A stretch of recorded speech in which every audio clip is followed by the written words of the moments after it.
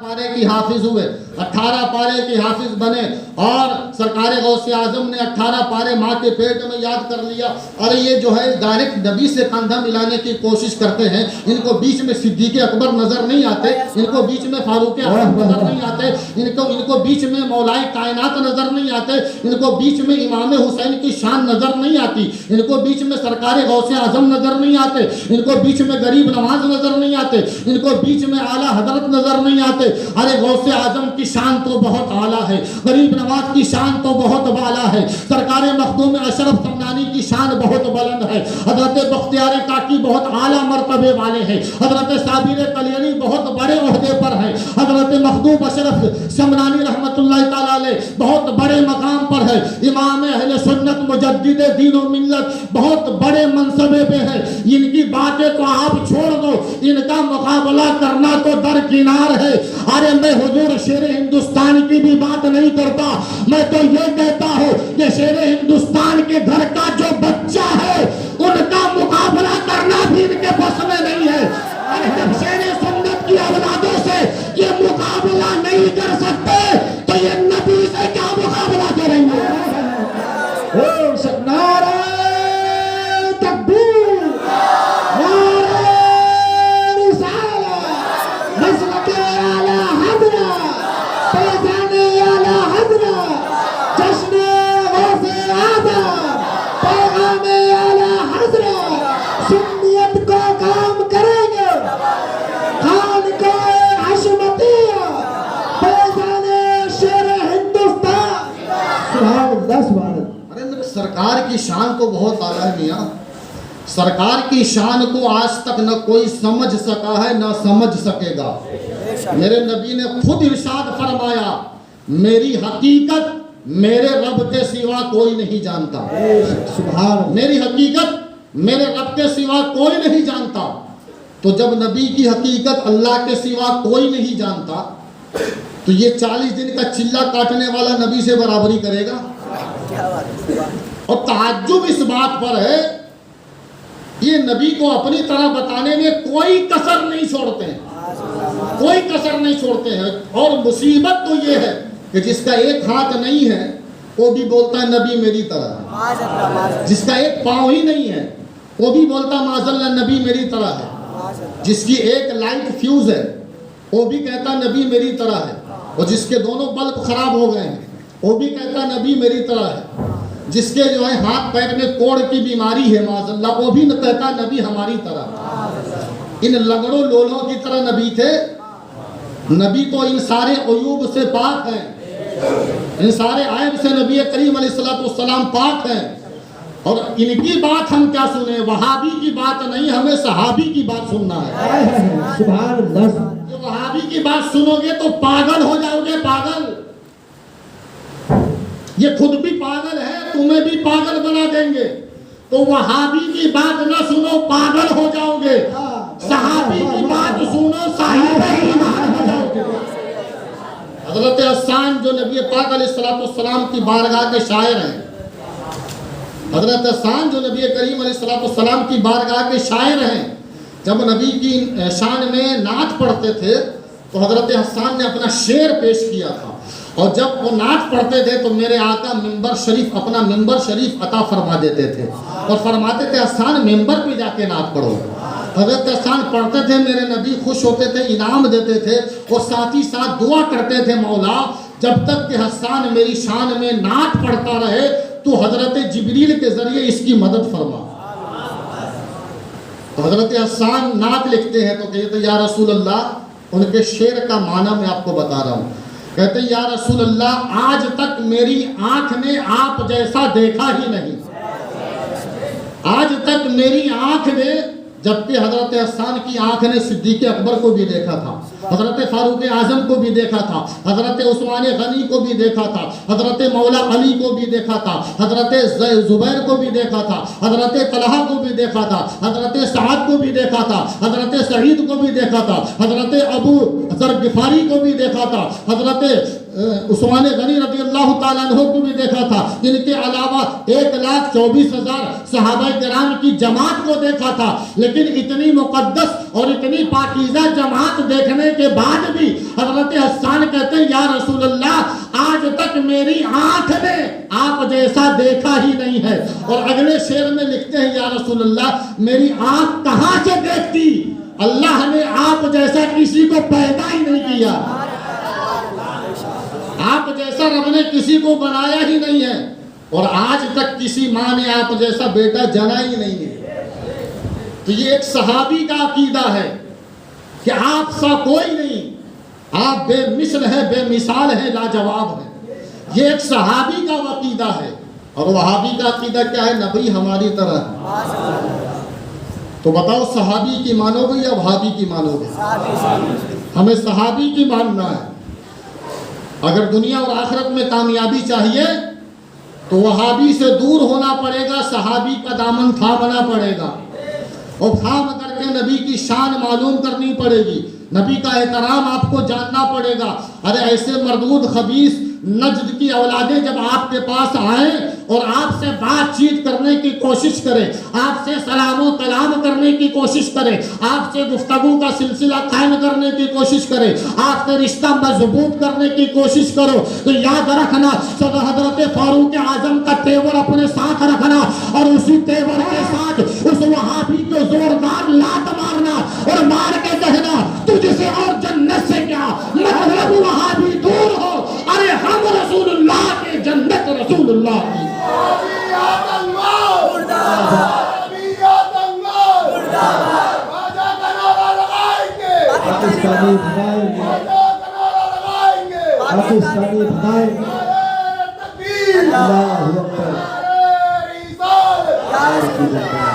ارے یہ مصیبت کم تھی، بیچ میں طوطے اور کبوتر آ گئے، یہ مصیبت کم تھی کہ بیچ میں یہ تو پرندے اور گھس گئے، اور یہ گھسے ساتھ میں جو لکیر کا فقیر تطہیر بھی گھس گیا، وہ بھی گھس گیا، وہ بھی انٹری کر لیا۔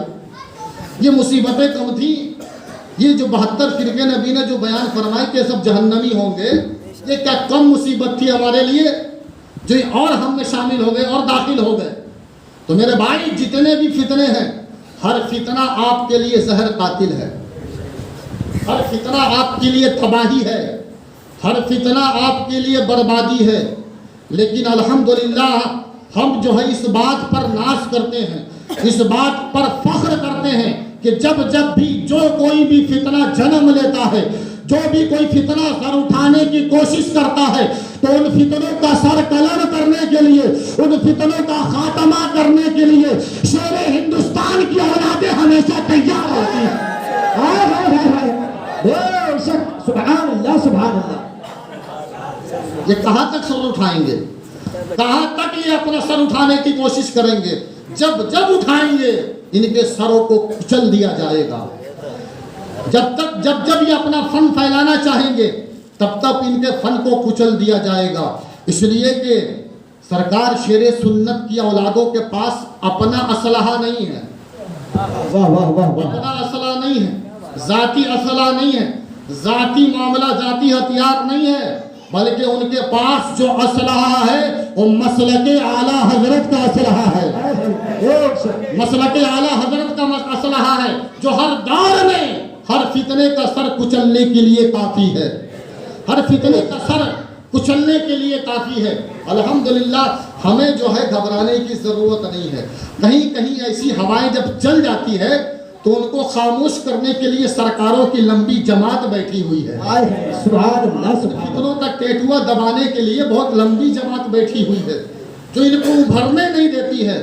جس طریقے سے اور لوگوں نے منہ پہ ٹیپ چپکا لیا، جی اگر اسی طریقے سے ان خانوادوں نے بھی ٹیپ چپکا لیا ہوتا تو آج نہ جانے یہ قوم کہاں چلی جاتی، نہ جانے کیا کیا حال ہو گیا ہوتا، نہ جانے کتنے فتنے اور پیدا ہو چکے ہوتے، مگر انہوں نے سر پہ کفن باندھ کے، ہمیشہ سر پہ کفن باندھا ہے، اور باندھ کر کے ان کا مقابلہ کیا، اور مقابلہ جو ہے اپنے انداز میں نہیں بلکہ شیر سنت کے انداز میں کیا ہے، اور یہی کہہ کر کے زمانے کو للکارا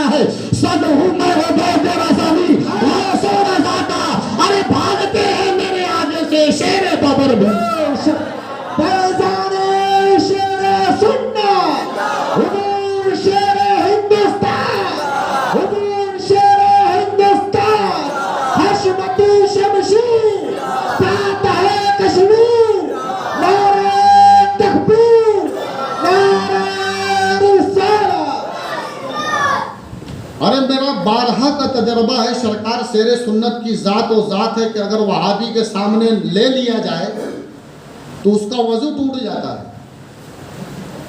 وضو ٹوٹ جاتا ہے، اور مناظرے کی حالت میں ہو تو غسل واجب ہو جاتا ہے۔ ایسی ہیبت ہے سرکار شیر ہندوستان کے نام میں۔ جس وقت میں نے سرکار کو دھرم پوری میں بلایا تھا اور سرکار تشریف لائے تھے، اس وقت جو ہے ایک جو ہے کپ کپی تاری تھی لوگوں پر، اس لیے کہ لوگوں نے صرف جو ہے موبائل میں سنا تھا، شیر ہندوستان کو صرف سنا تھا، دیکھا کبھی نہیں تھا۔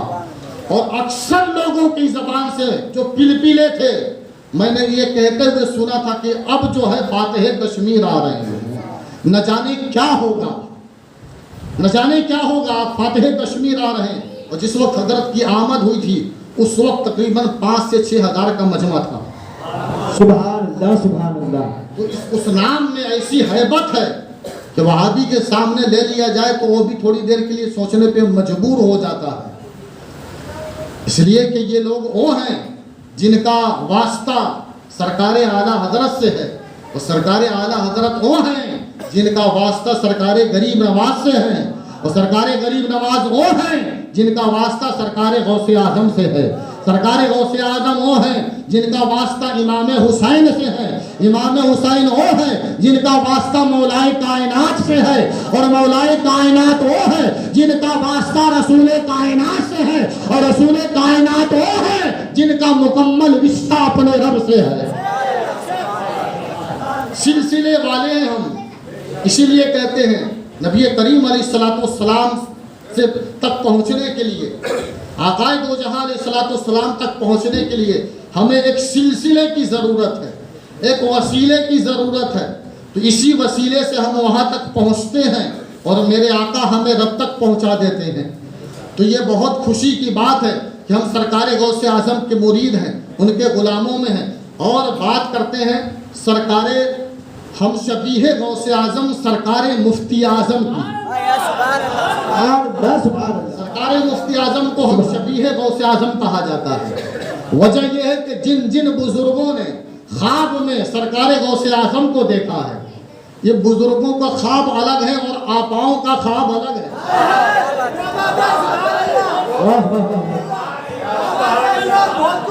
ان کا خواب الگ ہے، یہ جاگتے جاگتے خواب دیکھ لیتے ہیں، لیکن وہ اللہ والے ہیں جو بظاہر تو سوتے ہیں مگر ان کا دل نہیں سوتا، ان کا دل نہیں سوتا۔ تو جن بزرگوں نے سرکار غوث اعظم رضی اللہ تعالیٰ عنہ کو خواب میں دیکھا، اور انہی بزرگوں نے جب ظاہر میں سرکار مفتی اعظم کو دیکھا تو دیکھ کر کے یہی کہا تھا، یہ مصطفیٰ رضا، فقط مصطفیٰ رضا نہیں بلکہ ہم شبیہ غوث اعظم۔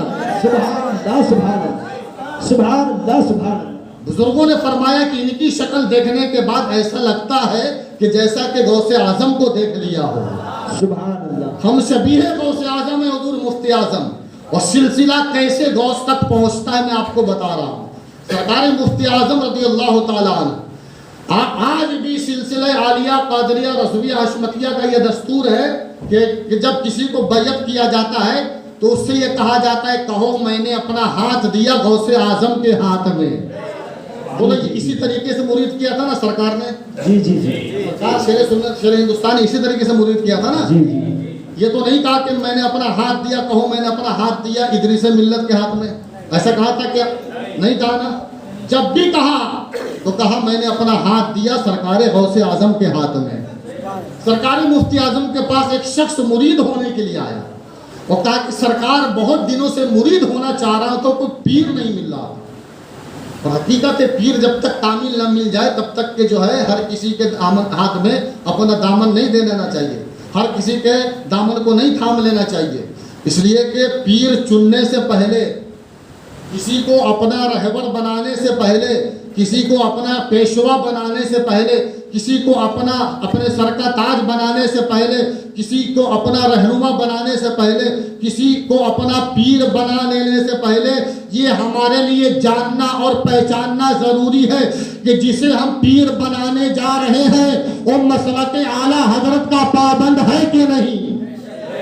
اگر مسلک اعلیٰ حضرت حضرت کا پابند ہے تو آنکھ بند کر کے اس کے ہاتھ میں اپنا ہاتھ دے سکتے ہو، اور مسلک اعلیٰ حضرت کا پابند نہیں ہے تو اس سے دور ہو جانا، اس لیے کہ پیر صرف مسلک اعلیٰ حضرت پہ عمل کرنے والا ہوتا ہے، اور مسلک اعلیٰ حضرت کے خلاف جانے والا پیر تو ہو سکتا ہے مگر پیر نہیں ہو سکتا، سبحان اللہ، پیر نہیں ہو سکتا۔ بے شک بے اس لیے پیر پکڑنے سے پہلے، دامن تھامنے سے پہلے دیکھو کہ مسلک اعلیٰ حضرت کا علم بردار ہے کہ نہیں، مسلک اعلیٰ حضرت پہ عمل کرنے والا ہے کہ نہیں۔ اگر ہے تو اپنا پیر مان لو، اپنا پیر بنا لو، اگر نہیں ہے اس سے دور ہو جاؤ، اس لیے کہ اس کا وہی حال ہے، ہم تو ڈوبے ہیں صنم، تمہیں بھی لے ڈوبیں گے۔ ایسوں کے ساتھ ہم کو نہیں رہنا، جو مسلک اعلیٰ حضرت سے دور ہے۔ سرکار شیر سنت علیہ رحمت و رضوان کے ایک مرید تھے، بڑے چہیتے مرید تھے سرکار کے، بڑی محبت کرتے تھے سرکار شیر سنت سے، اور سرکار شیر سنت بھی اپنے اس مرید سے بے حد محبت فرماتے تھے، بے حد محبت کرتے تھے۔ اور میاں یہی پیری مریدی کا رشتہ ہوتا ہے کہ جو ہے پیر اپنے مرید سے بے حد محبت کرے اور مرید اپنے پیر کا بے حد احترام کرے، بے حد عزت کرے۔ اور پیر وہی ہے کہ جو ہر مرید کے ہر موڑ پر کام آئے، مرید کو ہر فتنے سے بچائے، پیر وہی ہے۔ تو سرکار شیر سنت علیہ رحمت و رضوان کے ایک مرید تھے، بڑے چہیتے مرید تھے، اور سرکار شیر سنت علیہ رحمت و رضوان ان سے بڑی محبت کرتے تھے، اور وہ بھی سرکار شیر سنت کا بے حد احترام کرتے تھے۔ ایک دن جو ہے سرکار شیر سنت نے فرمایا، حافظ چراغ یہ بتاؤ تم مجھے اپنا پیر مانتے ہو؟ کہا حضور ہاں، میں دل سے آپ کو اپنا پیر مانتا ہوں، میں دل سے آپ کو اپنا پیر مانتا ہوں۔ تو سرکار شیر سنت نے فرمایا، خدا نہ کرے، خدا نہ کرے، صد بار اللہ کی پناہ خدا نہ کرے، کبھی اگر میں مسلک اعلیٰ حضرت سے ہٹ گیا تو بتاؤ کیا تم مجھے اپنا پیر مانو گے؟ تم مجھے اپنا پیر مانو گے؟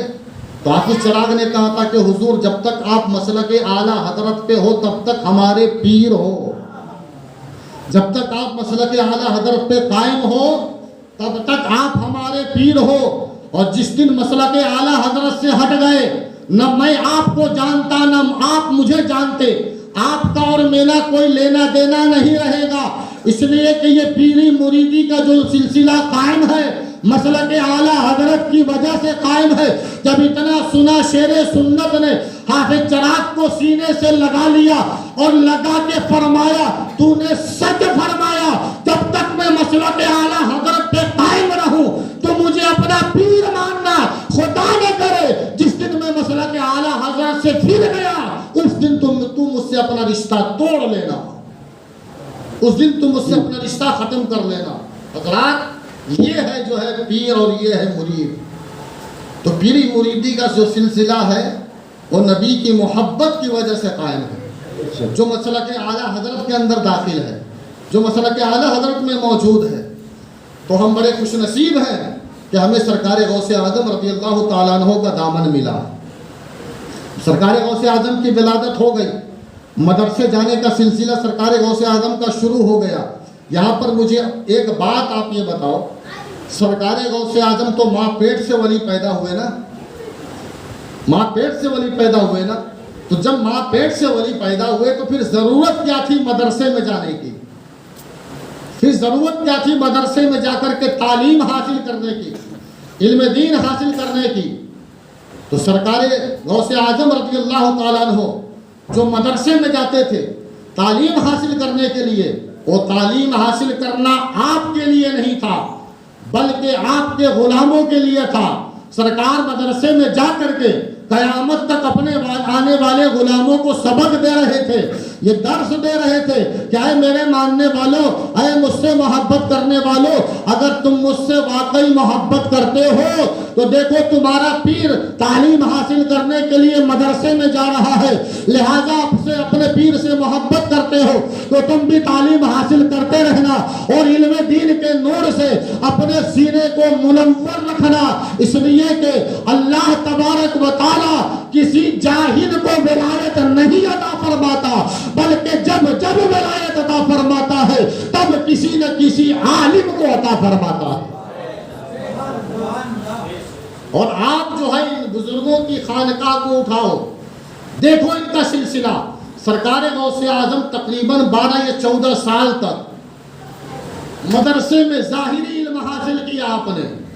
سرکار سلطان الہند سرکار غریب نواز، جنہیں محدث مدینہ کہا جاتا ہے، جو مدینہ طیبہ میں مسجد نبوی شریف میں بخاری شریف کا درس دیا کرتے تھے، بخاری شریف کا درس دیا کرتے تھے سلطان الہند سرکار غریب نواز۔ ان کے علاوہ حضرت صابر کلیری ہو، چاہے مخدوم اشرف سمرانی ہو، چاہے حضرت بختیار کاکی ہو، چاہے حضرت باقی باللہ ہو، مجدد الف ثانی ہو، کوئی بھی ہو، امام اہل سنت کی ذات دیکھ لیجئے۔ سرکار اعلیٰ حضرت کتنے بڑے عالم تھے، اتنے بڑے عالم تھے کہ ان کے مقابلے کا ان کے دور میں دوسرا کوئی عالم نہیں تھا، اس لیے سب کو حضرت کہا گیا، امام اہل سنت کو اعلیٰ حضرت کہا گیا۔ کوئی بڑا عالم نہیں تھا ان کے دور میں ان سے بڑا۔ سرکار مفتی اعظم، مفتی اعظم ہی نہیں، مفتی اعظم ہند ہی نہیں بلکہ مفتی اعظم عالم ہیں، اتنے بڑے مفتی ہیں سرکار مفتی اعظم علیہ رحمت و رضوان۔ پھر ان کے برادر اکبر سرکار حجت الاسلام سرکار علامہ حسن رضا خان رحمۃ اللہ تعالی علیہ۔ اور ان کے علاوہ آپ جب وہاں سے تھوڑا سفر کر کے ادھر آئیں گے تو پیلی بھائی شریف میں سرکار شیر سنت کی ذات نظر آتی ہے۔ سرکار شیر سنت اتنے بڑے عالم تھے کہ ننھی سی عمر میں پہلا انہوں نے مناظرہ جیتا تھا، وہ ہلدوانی کا مناظرہ تھا غالباً، پہلا مناظرہ تھا سرکار شیر سنت کا جو ننھی سی عمر میں جیتا تھا۔ اس وقت سرکار اعلیٰ حضرت نے فرمایا تھا، حشمت علی تو میرا روحانی بیٹا ہے۔ سبحان اللہ، سبحان اللہ۔ تو سرکار شیر سنت جن کا سینہ علم دین کے نور سے لبریز تھا، پھر ان کے گھرانے میں دیکھ لو، سرکار معصوم ملت کو دیکھ لو، سرکار مشاہد ملت کو دیکھ لو، سرکار شیر ہندوستان کو دیکھ لو، علامہ مفتی سنابل رضا کو دیکھ لو، علامہ شمائل رضا صاحب کو دیکھ لو، بقیہ جتنے بھی لوگ ہیں، علامہ زرقاب رضا کو دیکھ لو، جتنے بھی اس خانوادے میں ہیں سب کے سب عالم ہیں۔ اور اللہ کسی جاہل کو ولایت نہیں دیتا بلکہ عالم کو ولایت عطا فرماتا ہے۔ اس لیے سرکار غوث اعظم نے تعلیم حاصل کی اور اپنے غلاموں کو حکم دیا کہ تم بھی تعلیم حاصل کرو، اس لیے کہ جانتے ہو ایک غیر عالم میں آج کا جو پرفتن دور ہے، اس پرفتن دور میں ایمان کے تحفظ کے لیے علم دین کا ہونا ضروری ہے۔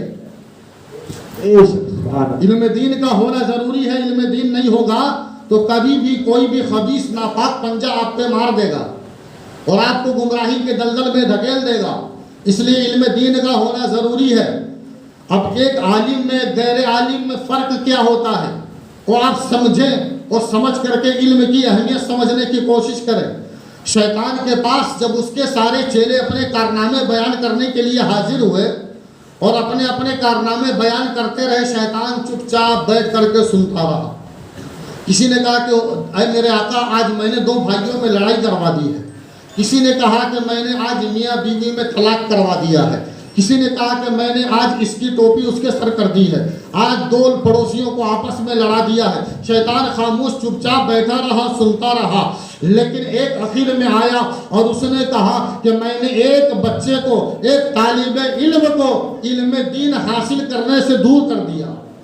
تو شیطان ہمارے خوشی کے ناچنے لگا اور ایسا ناچتا تھا جیسے آج دعوت اسلامی والے ناچتے ہیں، ناچتے ناچتے تخت سے نیچے آ گیا اور آ کر کے مارے خوشی میں پھولے نہیں سما رہا تھا۔ سارے چیلے اس کے خفا ہو گئے، سارے چیلے خفا ہو گئے اور کہا کہ ہم نے اتنے بڑے بڑے کارنامے انجام دیے اور امیر صاحب خوش نہیں ہوئے۔ امیر صاحب کا منہ بالکل سوکھے کریلے کی طرح لٹکا ہوا ہے۔ اتنے بڑے بڑے کارنامے ہم نے انجام دیے لیکن یہ خوش نہیں ہوئے۔ اور ایک انسان جس نے ایک بچے کو مدرسہ جانے سے، علم دین حاصل کرنے سے روک دیا، اس پر اتنے خوش ہوئے کہ خوش ہونے کے بعد ناچتے ناچتے اپنی گدی سے نیچے آ گئے۔ جب چمچوں نے ناراضگی کا اظہار کیا تب امیر صاحب نے کہا کہ گھبرانے کی کیا بات ہے، تم لوگ جو سمجھ رہے ہو غلط ہے اور میں جو کر رہا ہوں وہ صحیح ہے۔ اس کی وجہ یہ ہے کہ تم نے تو بڑے بڑے کارنامے انجام دیے ہیں، لیکن اس نے جو کارنامہ انجام دیا ہے تم سب سے بڑا کارنامہ انجام دیا ہے۔ اس کی وجہ یہ ہے کہ ایک عالم اور ایک غیر عالم میں کیا فرق ہوتا ہے، چلو میں تمہیں بتاتا ہوں۔ شیطان اپنے سارے چیلوں کو لیا اور لے کر کے گیا ایک ایسے کے دروازے پر جو 5 وقتہ نمازی تھا، 5 وقت کی نماز پڑھا کرتا تھا، اول وقت میں مسجد میں جایا کرتا تھا، لیکن علم دین سے بالکل خالی تھا، علم دین اس کے دل میں نہیں تھا، بالکل خالی تھا۔ شیطان گیا، دروازہ کھٹکھٹایا اور کہا کہ بھائی صاحب باہر آؤ، آپ سے کچھ مسئلہ پوچھنا ہے، آپ سے کچھ مسئلہ معلوم کرنا ہے۔ اس لیے کہا جاتا ہے کہ جس بارے میں تمہیں جانکاری ہو اسی کا جواب دیا کرو، اور جس کا تمہیں علم نہیں ہے اس میں بالکل بھی ہاں ہو نہ مت بولا کرو، صاف منع کر دیا کرو کہ مجھے اس کا علم نہیں ہے۔ اب یہ صاحب ہمارے خوشی کے پھولے نہیں سما رہے تھے کہ ابھی تک تو لوگ امام صاحب سے مسئلے پوچھتے تھے، اب مجھ سے بھی پوچھنے لگے، اس کا مطلب یہ ہے کہ میں بھی کچھ حیثیت رکھتا ہوں۔ یہ سوچ کر کے دروازہ کھول دیا، اور شیطان انسانی شکل و صورت میں اپنے چیلوں کے ساتھ تھا۔ شیطان نے اپنے بغل سے ایک شیشی نکالی اور نکالنے کے بعد کہا نمازی صاحب ایک مسئلہ معلوم کرنا ہے۔ کہا ہاں بالکل پوچھو نا۔ کہا یہ بتاؤ کہ چھوٹی شیشی جو تمہیں نظر آ رہی ہے، کیا اللہ تبارک و تعالیٰ ساری کائنات کو اس میں داخل کر سکتا ہے؟ تو نمازی صاحب نے پہلے شیشی کو دیکھا اور دیکھ کر کے کہا یار کیا بات کر رہا ہے، صبح صبح پی کے تو نہیں چلا ہے؟ ارے اتنی چھوٹی سی شیشی ہے، اتنی بڑی کائنات ہے، اور اتنی بڑی کائنات بھلے اللہ کیسے اس میں داخل کر سکتا ہے؟ یہ اس نے کہہ دیا، اور کہہ کر کے اپنا ایمان ختم کر لیا۔ اس نے اللہ کی قدرت سے انکار کر دیا، ایمان اس کا ختم ہو گیا۔ شیطان اپنے چیلوں کو لیا، لے کر کے کہا دیکھا علم نہ ہونے کی وجہ سے اس نے اپنا ایمان کھو دیا، اپنے ایمان سے ہاتھ دھو بیٹھا۔ اگر اس کو علم ہوتا تو آج اس طریقے کا جواب نہیں دیتا، بلکہ علم کی وجہ سے اپنا ایمان بچا لیتا۔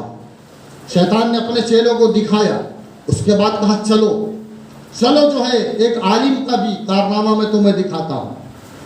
اور اس کے بعد وہی شیشی لے کر کے ایک عالم دین کے دروازے پہنچے، دروازہ کھٹکھٹایا، اندر سے آواز آئی کون؟ کہا میں ایک شخص ہوں، مسئلہ پوچھنے آیا ہوں۔ دروازہ کھولا، کہا جلدی سے پوچھو، فجر کی اذان کا وقت ہونے والا ہے۔ شیطان نے وہی شیشی نکالی، وہی جو ہے پیترا اس نے اپنایا اور کہا کہ عالم صاحب یہ بتاؤ، یہ میرے پاس جو چھوٹی سی شیشی ہے، کیا اللہ تبارک و تعالیٰ اس میں ساری کائنات کو داخل کر سکتا ہے؟ کیا پوری کائنات کو اللہ اس میں داخل کر سکتا ہے؟ انہوں نے شیشی کو دیکھا اور اس کو چہرے کو دیکھا، اس کے چہرے کو دیکھنے کے بعد لاہور پڑھا، اور لاہور پڑھنے کے بعد کہا تو کوئی انسان نہیں بلکہ شیطان معلوم ہوتا ہے، تو کوئی انسانی شکل میں شیطان معلوم ہوتا ہے۔ اس طریقے سے ایسا سوال کوئی انسان نہیں کر سکتا بلکہ ابلیس ہی کر سکتا ہے، شیطان ہی کر سکتا ہے، اور تو شیطان مردود معلوم ہوتا ہے۔ ارے اللہ کی قدرت کے بارے میں تو جانتا ہی کیا ہے؟ اللہ کی عظمت کے بارے میں تو جانتا ہی کیا ہے؟ اللہ کی طاقت کے بارے میں تو جانتا ہی کیا ہے؟ اگر اللہ کی قدرت کے بارے میں جان لیا ہوتا تو تو کبھی شیطان نہیں بنتا، اللہ کی قدرت کے بارے میں جان لیا ہوتا تو کبھی تیرے گلے میں لعنت کا توق نہیں ڈالا جاتا۔ تو نے اگر اللہ کی شان کو پہچان لیا ہوتا تو اللہ کی بارگاہ سے کبھی مردود نہ قرار دیا جاتا۔ اگر تو نے اللہ کی شان کو جان لیا ہوتا تو کبھی ابلیس نہیں بنتا، کبھی تو شیطان نہیں بنتا۔ ارے یہ شیشی میرے سامنے لا کر کے رب کے بارے میں یہ کہتا ہے کہ اللہ اس میں ساری کائنات کو داخل کر سکتا ہے۔ ارے یہ شیشی تو بہت بڑی ہے، اس کے اندر جگہ تو بہت زیادہ ہے، اور میرے رب کی شان یہ ہے کہ سوئی میں جتنی چھید ہوتی ہے اس چھید کے 70 کروڑ حصے بھی کر دیے جائے تو 70 کروڑویں حصے میں بھی اللہ ساری کائنات کو داخل کر سکتا ہے۔ ایسی شان کا مالک ہے میرا رب، اس شیشی کو تو کیا بتاتا ہے؟ یہ تو بہت بڑی ہے۔ اللہ ایسی شان والا ہے کہ سوئی میں جو چھید ہوتا ہے اس کے 70 کروڑ حصے کر دیے جائیں، اس میں بھی اللہ کائنات کو داخل کر سکتا ہے۔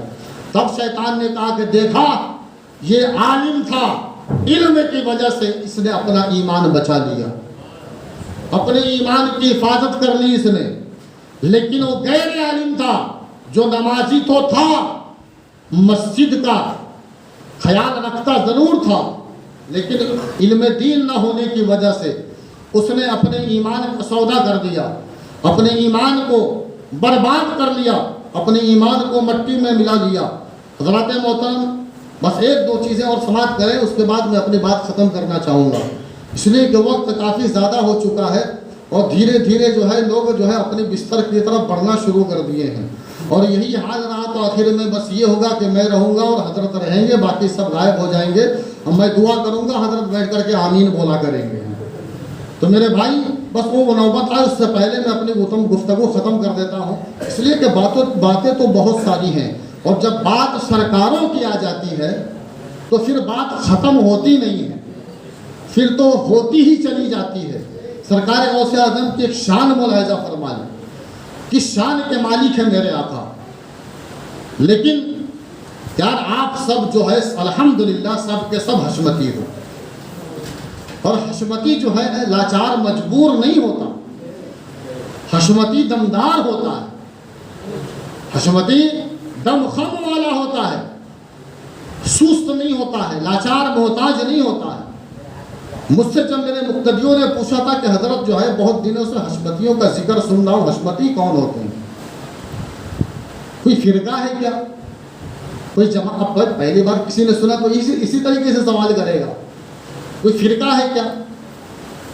تو میں فرقے کی بات کروں تو یار فرقہ دعوت اسلامی ہے، سنی دعوت اسلامی فرقہ ہے، تطہیر بھی ایک فرقہ لے کے چل رہا ہے، یہ فرقوں میں بٹے ہوئے ہیں یار۔ جو حشمتی کوئی فرقہ نہیں ہے، حشمتی ایک سلسلے کا نام ہے۔ میں نے کہا حشمتی ایک سلسلے کا نام ہے۔ انہوں نے کہا کیسا سلسلہ؟ میں نے کہا جس طریقے سے اور سلاسل ہیں، قادریہ ہے، چشتیہ ہے، نقشبندیہ ہے، سہروردیہ ہے، اشرفیہ ہے، رضویہ ہے، اسی طریقے سے حشمتیہ بھی ایک سلسلہ ہے، حشمتی بھی ایک سلسلہ ہے۔ تو کہا آج تک سنا نہیں۔ میں نے کہا جو ہے نہیں نکلے ہوگے باہر، کنویں کے میڈک کی حالت ہے تمہاری، باہر نہیں نکلے ہوگے تو کہاں سے جانو گے؟ باہر نکلتے تب تو معلوم پڑتا کہ کیسے کیسے گلشن کھلے ہوئے ہیں، باہر نکلتے تب تو اس کا احساس ہوتا۔ تو کہا حضرت میں سمجھ نہیں پایا، مجھے آپ سمجھاؤ کہ حشمتی کون ہوتا ہے؟ تو میں کہا جو مسلک اعلیٰ حضرت پہ مضبوطی سے قائم رہے اسی کو حشمتی کہا جاتا ہے، جو مضبوطی سے قائم رہے اسی کو حشمتی کہا جاتا ہے۔ تو کہا تو مسلک اعلیٰ حضرت پہ دوسرے لوگ بھی قائم ہیں، جو قادری ہے وہ بھی قائم ہے، جو چشتی ہے وہ بھی قائم ہے، دوسرے بھی سلاسل کے لوگ قائم، میں نے کہا قائم ہیں، سب قائم ہیں بحمد تعالیٰ۔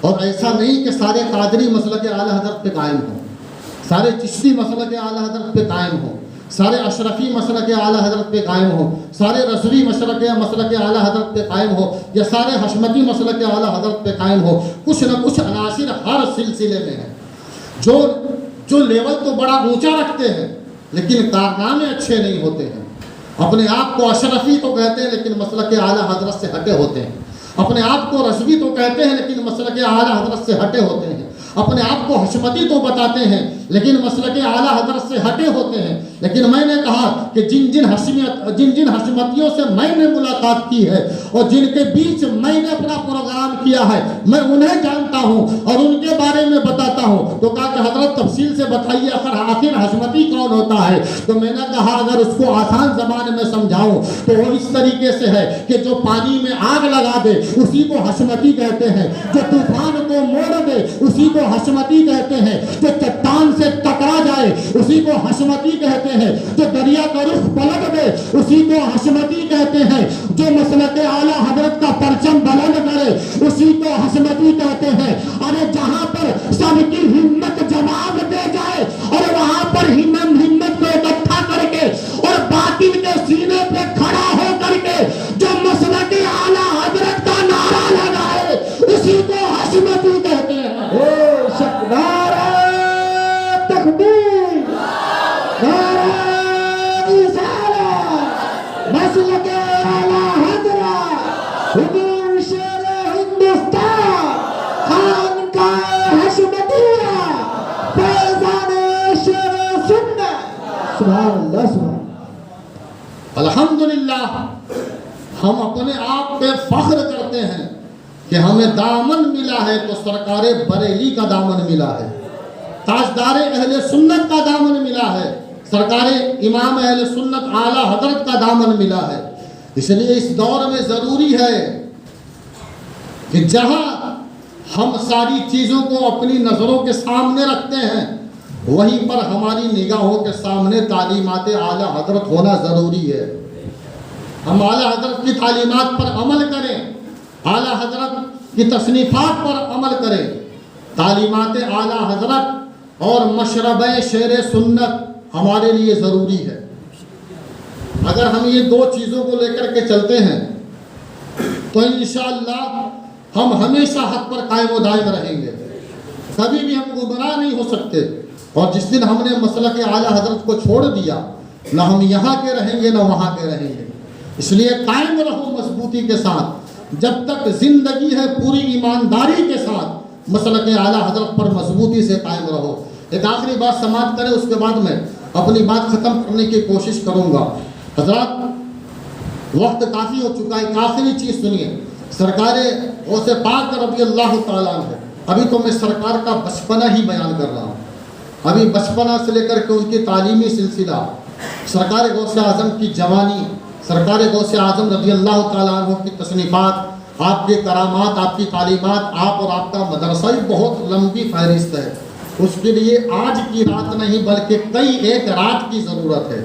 اور بحمد تعالیٰ ایک جگہ پہ میں متواتر جو ہے 11 دن سے بولتا آ رہا ہوں، جو ہے آج میرا وہاں پہ 10واں پروگرام ہونا تھا۔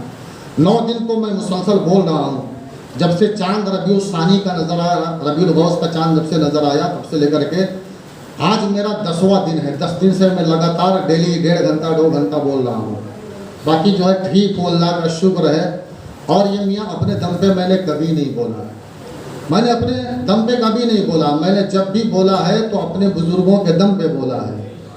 اور میں تو بس شروع ہو جاتا ہوں، بریلی سے فیضان جاری ہو جاتا ہے، وہاں سے فیضان آنا شروع ہو جاتا ہے، ان کا غلام بولنا شروع کر دیتا ہے۔ سرکار غوث پاک رضی اللہ تعالیٰ عنہ، آپ کی ایک شان سنیے، گفتگو میں ختم کر رہا ہوں۔ سرکار غوث پاک رضی اللہ تعالیٰ عنہ جب تعلیم حاصل کرنے کے لیے جاتے تھے اور مدرسے سے جب آتے تھے تو سرکار غوث اعظم اپنے گھر واپس ہوتے تھے، بیچ میں نہ کسی سے ملنا نہ جلنا نہ کسی سے بات چیت کرنا، سیدھا مدرسے سے اپنے گھر آتے تھے۔ سرکار غوث اعظم ایک دن مدرسے سے گھر تشریف لائے اور گھر کے باہر چبوترے پر بیٹھے تھے، اتنے میں محلے کے اندر ایک ہنگامہ ہوا، ایک شور بپا ہوا، ایک شور مچا۔ تو آپ نے لوگوں سے پوچھا یہ کیسا شور ہے، یہ کیسا ہنگامہ ہے؟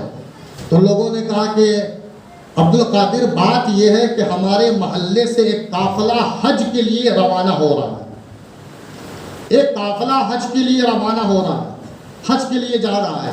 جب اتنا سنا سرکار غوث اعظم نے تو آپ نے کہا کہ کاش اللہ نے مجھے وہ دن دکھایا ہوتا کہ میں بھی کعبے کا طواف کرنے کے لیے جاتا، میں بھی کعبے کا حج کرنے کے لیے جاتا، میں بھی رسول پاک کی بارگاہ میں حاضری دینے کے لیے جاتا۔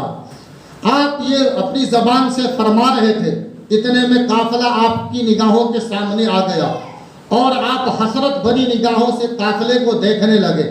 سرکار غوث اعظم فرماتے جب قافلہ میرے سامنے آیا تو میں نے قافلے کو حسرت سے دیکھا اور دل ہی دل میں سوچا کہ کاش عبد القادر کی زندگی میں ایسا وقت آتا کہ عبد القادر بھی کعبے کا طواف کرنے کے لیے جاتا، عبد القادر بھی رسول کے روضے کی زیارت کرنے کے لیے جاتا۔